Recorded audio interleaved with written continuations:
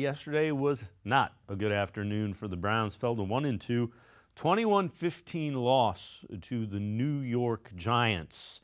When they win, it is Victory Monday. We are now starting something. When the Browns lose, it's going to be Piling on Monday.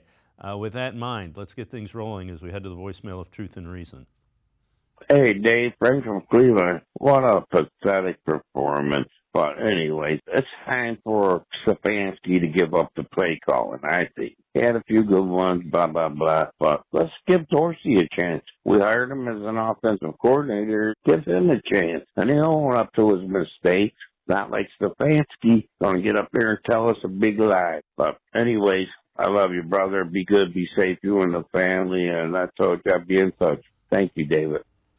As always, appreciate all the voicemails. Let's welcome in Scott Petrak from the Elyria Chronicle Telegram, Browns beat reporter, as well as brownzone.com. Scott, there wasn't much that went. I could find fault with anything in that game. There isn't much I couldn't find fault with.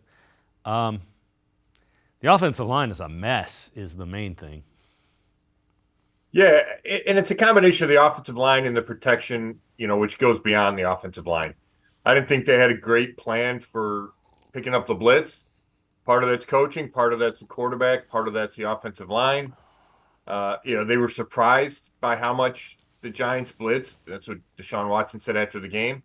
Stefanski said, hey, once they started early, we figured they'd keep bringing it, but they still didn't feel like they had a lot of great solutions to it. I don't think play calling's the issue. I never have. I think Stefanski's a good play caller. I think there's a lot of other things in play, and it starts with you better protect your quarterback. In 2 out of 3 games, they've not been able to do that. Yeah, and you know what? If you want to blame, they didn't look like they were ready to play. And I'm a huge supporter of Kevin Stefanski. They just second home game, both home games, they weren't ready. I mean, you had the turnover, you had the touchdown, but you couldn't let Malik Neighbors beat you, and he did. And you can't protect the quarterback, and you couldn't. Yeah, I don't know about the not ready thing. They didn't play well. I think there's a difference between not playing well and not being ready.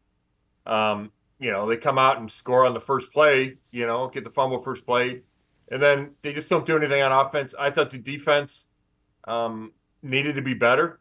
They were really good in the second half, just like against Dallas, but by then it doesn't really matter because your offense is so bad that you're in a big hole that offense probably can't climb out of, although they got within 6 points late. And then, they have a fumble. They have a 3rd and 1 stop, a 4th and 1 where Watson has a guy open and doesn't throw it and tries to scramble. And then Cedric Tillman drops one late. So, a million things go wrong to make this loss. I'm not going to say they weren't ready, but they just didn't play well. And a lot of, part of that's on coaching. They didn't, you mentioned Neighbors, they went after MJ Emerson and they had success doing that. And you had to stop Neighbors and you had to protect the quarterback. You're completely right about that. And those two things the Browns failed to do. Yeah. And again, yeah, I get your point. Certainly some of it has to fall on coaching, and I'm as big a supporter as Kevin Stefanski as anybody. And the 2 home games have not been good.